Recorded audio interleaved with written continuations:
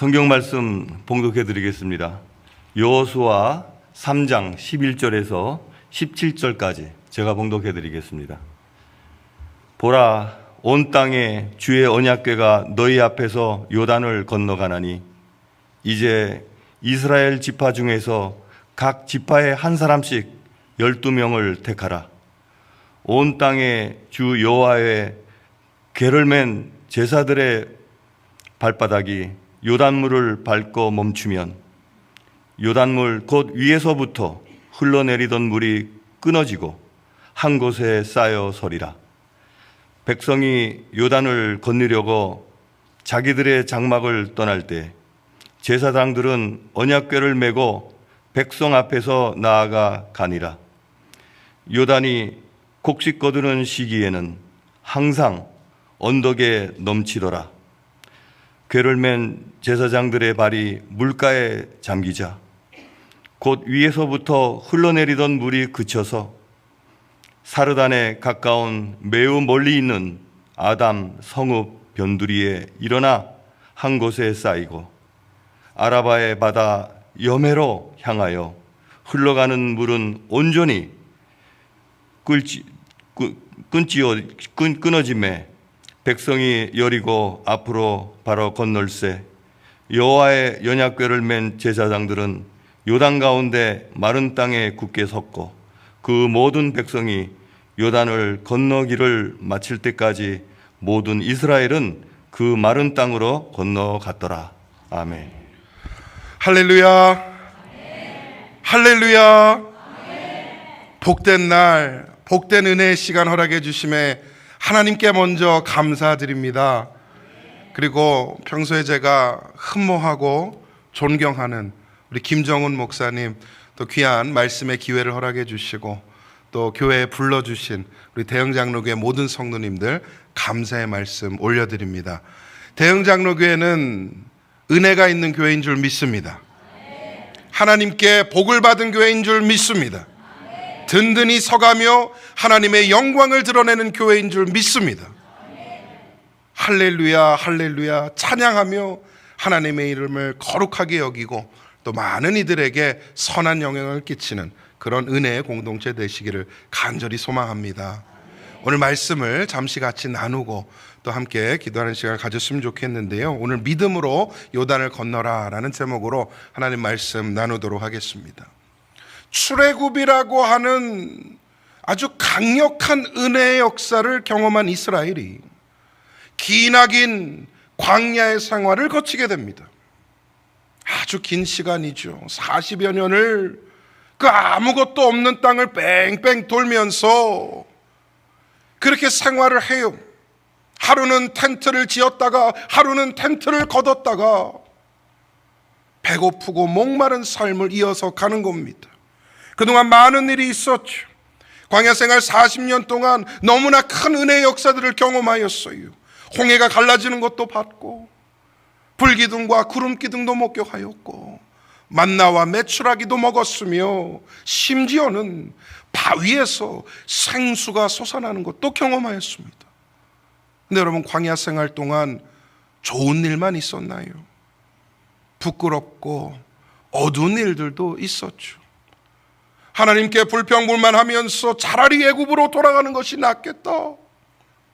모세와 아론에게 반역을 하면서 대들었던 순간도 있었고 심지어는 금송아지를 지어서 하나님께 범죄하는 순간들도 있었습니다. 그 모든 순간들이 무엇을 위한 시간이었나요? 어디로 가기 위한 목적이었습니까?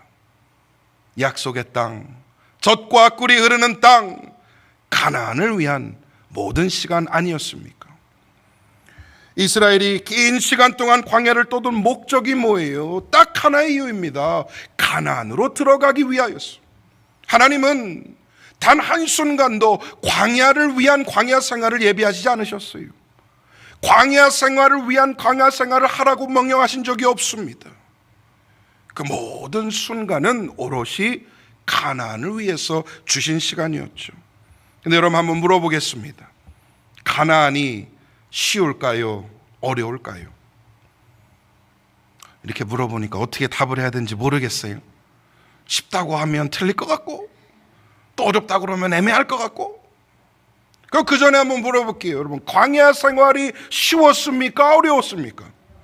어려웠죠. 어려웠죠. 그냥 어렵지 않았어요. 죽을 것 같이 어려웠어요.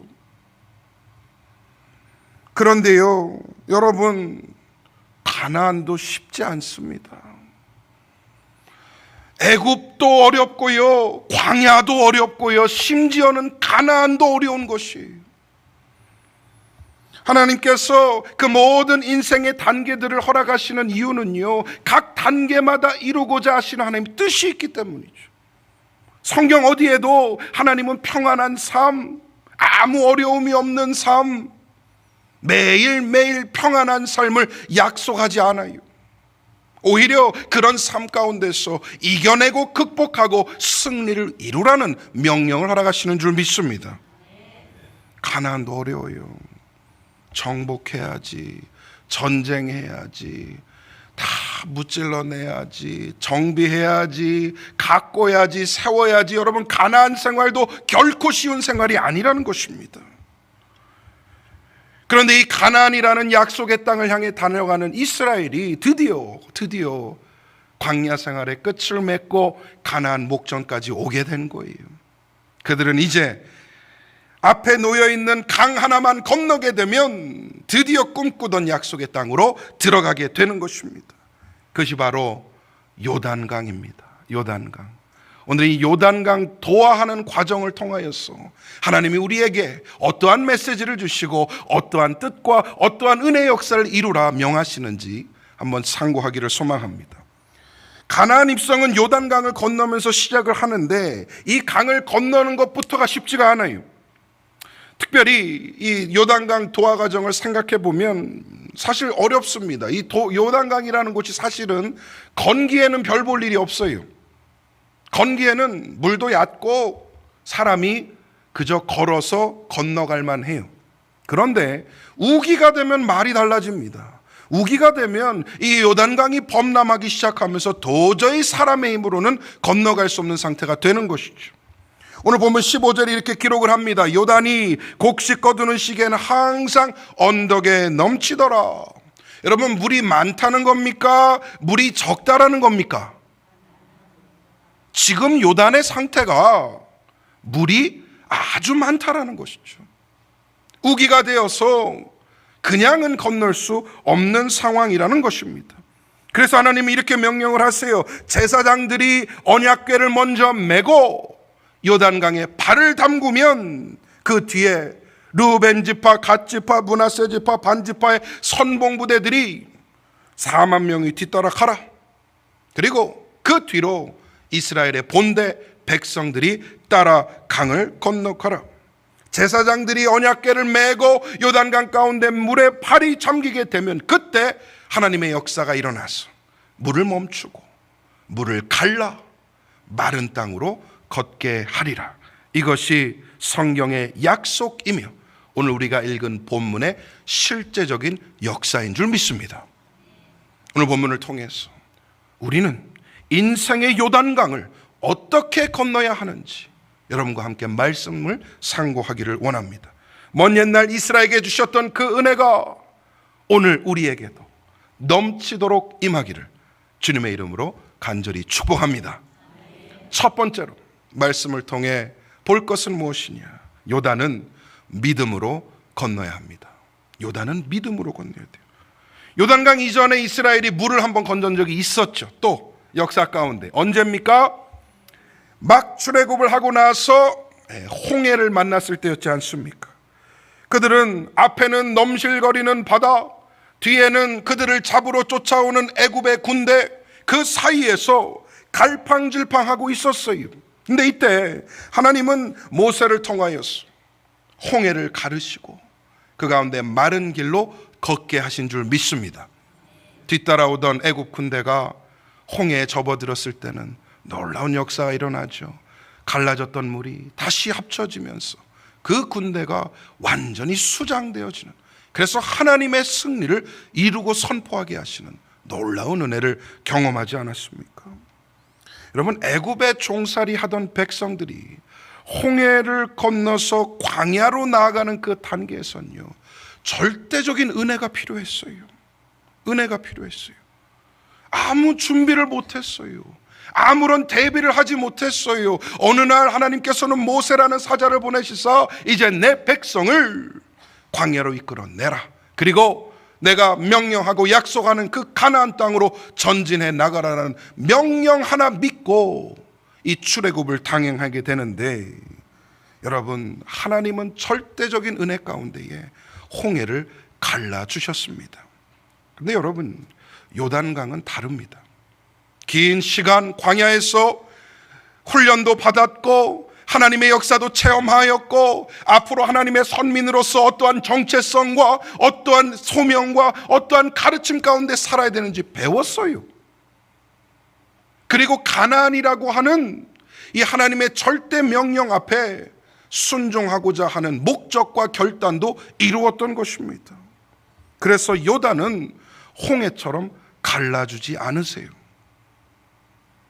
오히려 가득 찬 물에 먼저 들어가라 라고 명령하시는 겁니다. 발이 먼저 들어가 물에 잠겨야만 그때야 비로소 물이 멈추는 역사가 일어나게 된 것이죠. 여러분, 잘 들으세요. 홍해는 은혜로 건너는 것이고 요단은 믿음으로 건너는 것입니다. 믿으시면 아멘. 한번 따라서 합시다. 홍해는 은혜로 건너고 요단은 믿음으로 건넌다. 맞아요.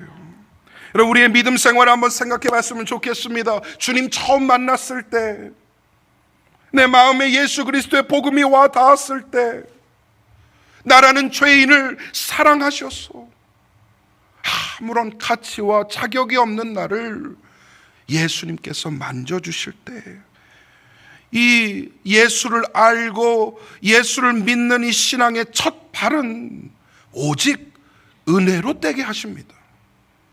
여러분, 여러분이 원해서 예수 만났어요? 예수님이 만나주셔서 만났어요? 우리 신앙인의 고백은 무엇입니까? 주님이 나를 만나주셨기 때문에 만난 것이죠.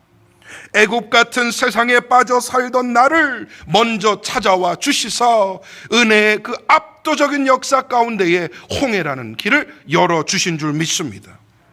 우리의 죄된 신념과 가치관, 원칙이 믿음 앞에 갈라지게 되었어요.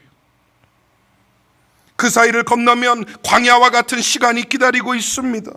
불평도 하고 의심도 하고 반항도 해보고 그렇게 하나님과 밀당하는 신앙생활을 시작하게 돼요.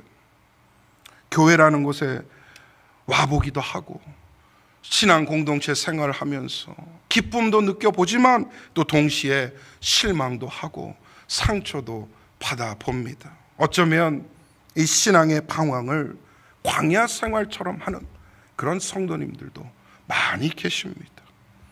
이 광야 생활 끝에 하나님은 가나안이라는 헌신과 쓰임의 단계로 나아가라라고 말씀하세요.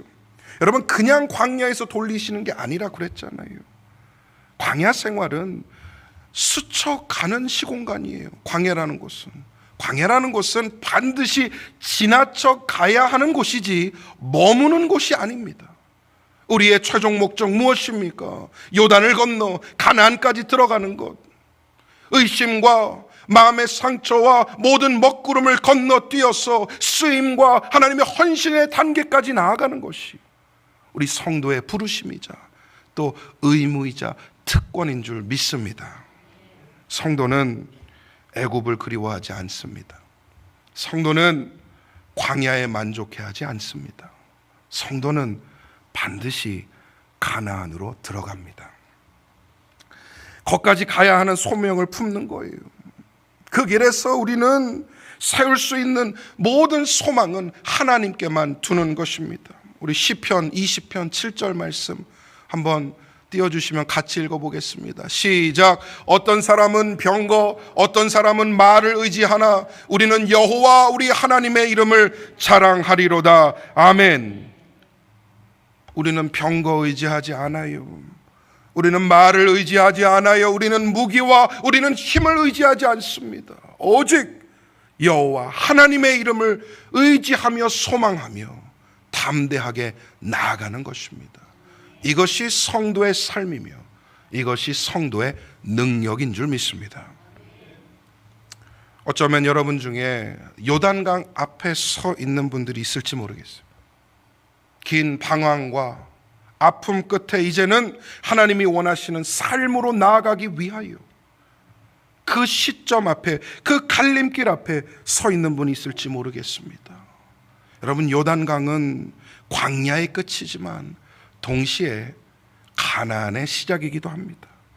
이스라엘에게 있어서 이 요단을 건넌다는 행위는 매우 상징적인 행위였어요. 한 시대가 마무리되고 이제 새로운 시대가 열리는 그 시작을 알리는 것이기 때문이죠.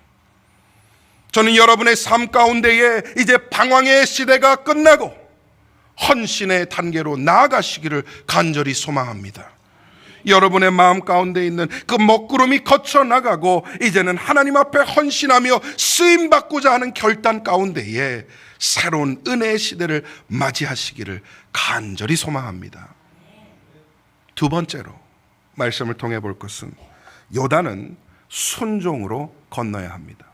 요단은 순종으로 건너야 돼요. 오늘 요단을 건너는 방법을 보면 맨 앞에 누가 서죠? 제사장들이 서게 되어 있습니다. 물이 갈라진 다음에 들어가라는 말씀 안 하세요. 물이 아직 넘쳐 흐르고 있을 때 들어가라라고 명령하세요. 그것도 어깨에는 뭐를 치고? 언약궤를 치고. 넘실대는 물 앞에서요, 여러분, 담대한 마음 먹기가 여간 어려운 것이 아닙니다. 혹시 잘못되면, 혹시 미끄러지면, 혹시 물에 빠지면 이런 걱정 안 되겠습니까?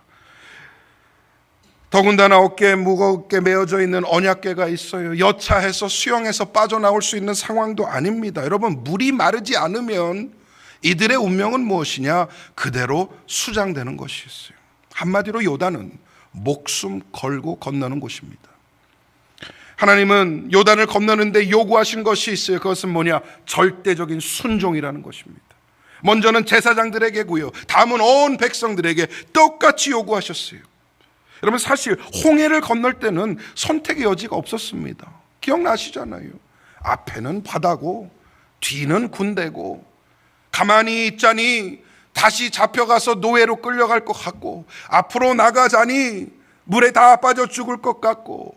근데 그때 홍해를 가르신 하나님 역사 앞에 이스라엘이 나아갈 수 있는 방법은 하나밖에 없었어요. 그것을 건너는 것이었죠.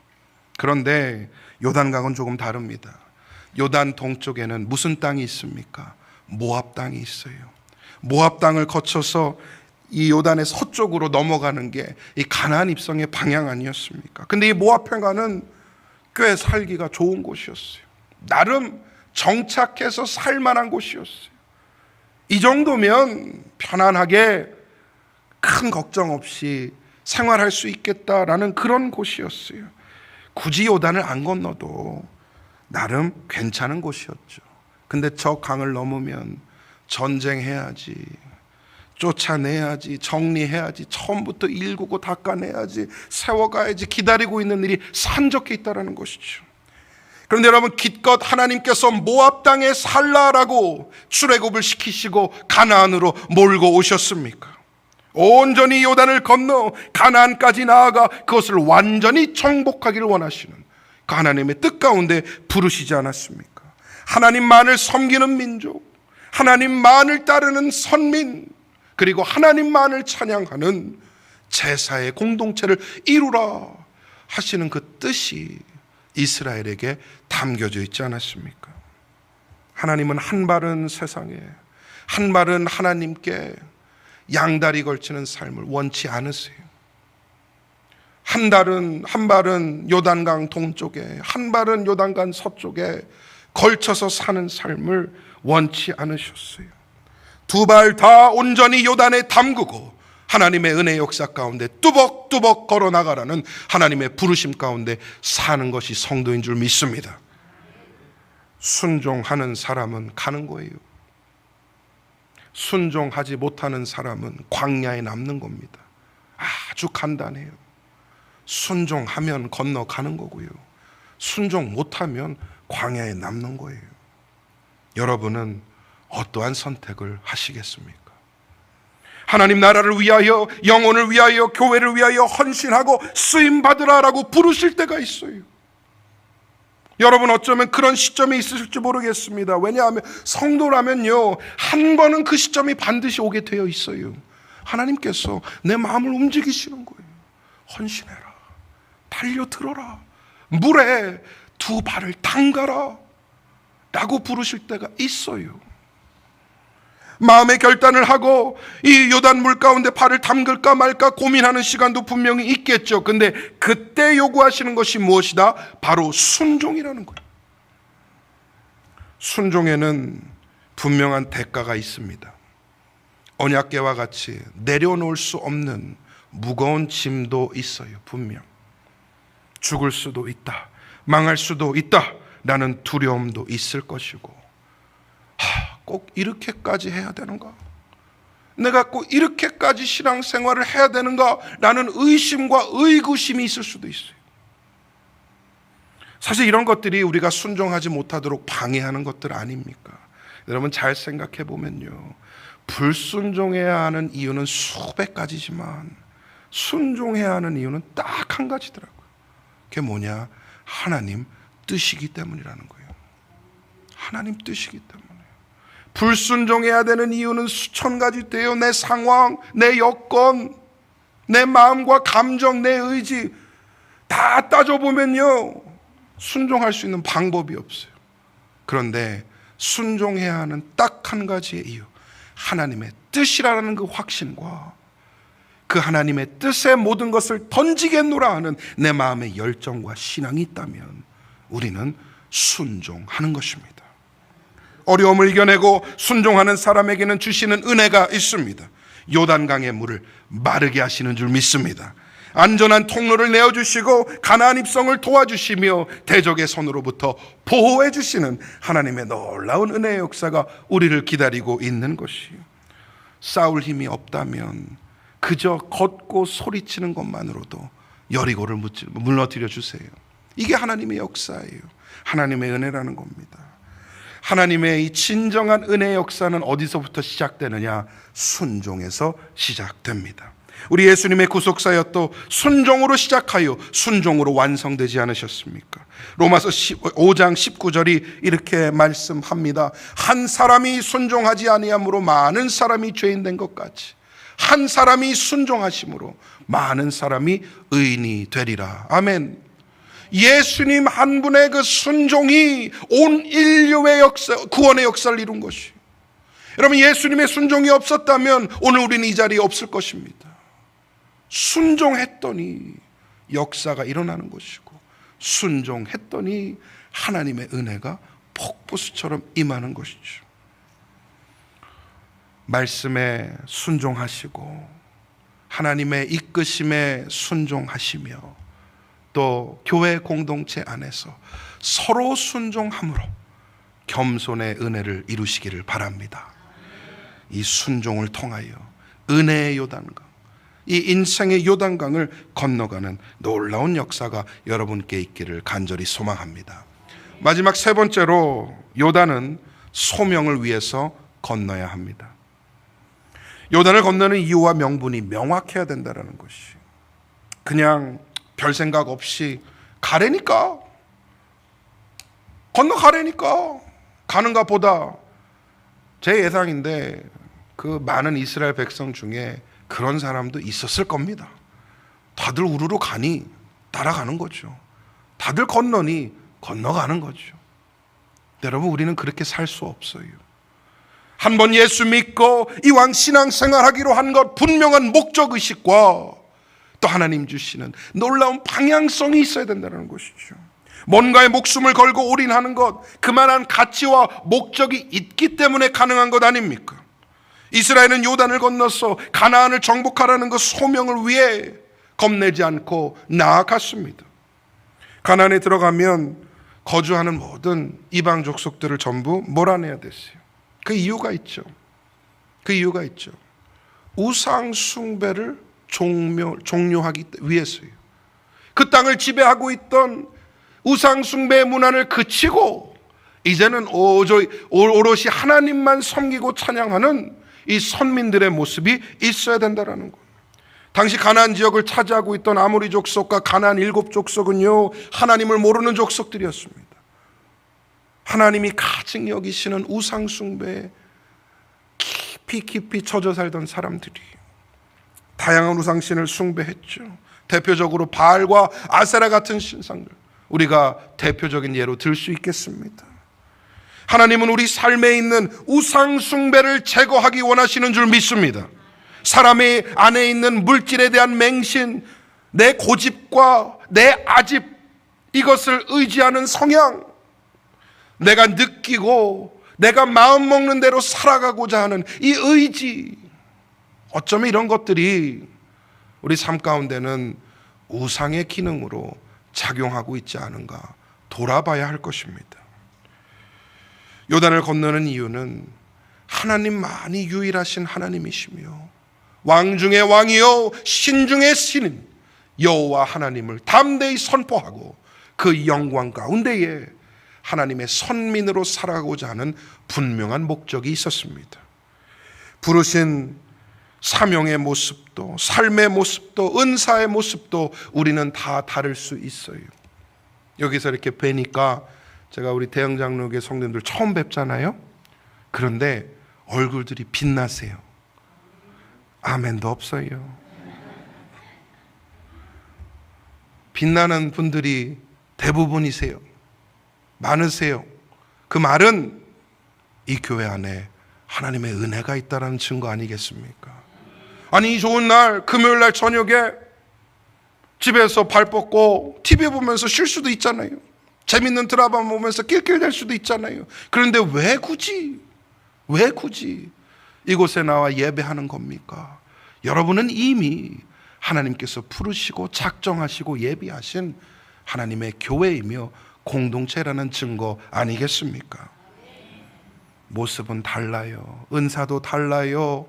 우리의 배경도 다 다릅니다. 사명의 모습도 다를 거예요. 그러나 여러분, 신앙의 목표는 다 똑같습니다.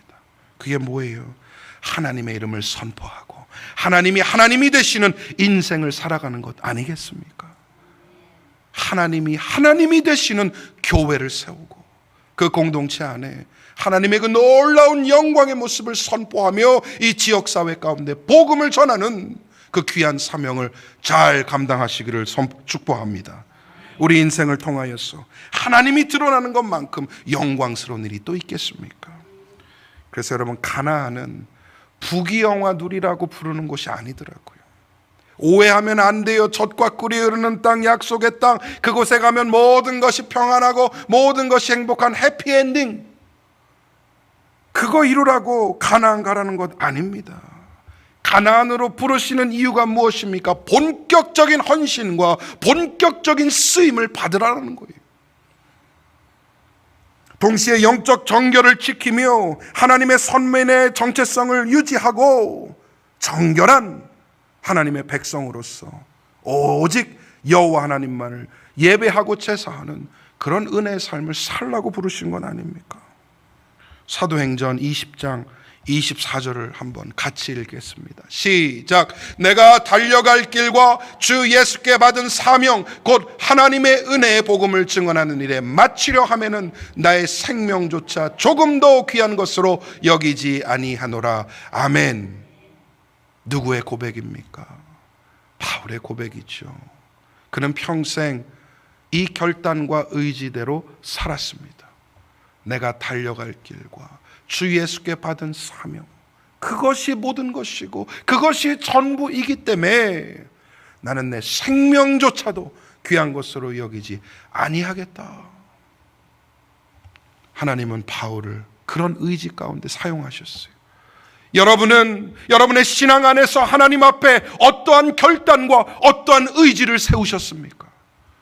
그냥 되는 대로 살지 뭐, 그냥 교회 생활 하는 대로 하지 뭐, 에휴, 모압도 살만한데 여기 눌러 앉지 뭐. 혹여라도 그런 마음 가운데 있으셨다면 여러분, 지금 당장 요단강 앞에 서시기를 바랍니다. 그리고 담대하게 그곳에 발을 담그실 때에 하나님께서는 가나안을 향하여 나가게 하시는 발걸음을 옮겨 주실 것입니다. 말씀 맺겠습니다. 성도는 적어도 한 번 이상은 요단강 앞에 서는 경험을 하게 됩니다. 할까 말까 고민이 된다면 하세요. 할까 말까 고민된다면 과감하게 하세요. 그게 하나님이 부르시는 음성일 수 있습니다. 홍해는 은혜로 다 같이 건넜지만 광야에 남을 것인가 아니면 물을 넘어서 가나안으로 향해 다가갈 것인가는 각자의 결정을 이루어야 합니다. 믿음으로 그 발걸음을 내딛기를 간절히 소망합니다. 하나님께서 붙잡아 주실 줄 믿습니다. 하나님께서 동행해 주실 줄 믿습니다. 하나님께서 도와주실 줄 믿습니다. 광야 생활이 너무 길었다고 낙심하지 마세요. 목사님, 내 인생 험악한 세월을 보냈나이다.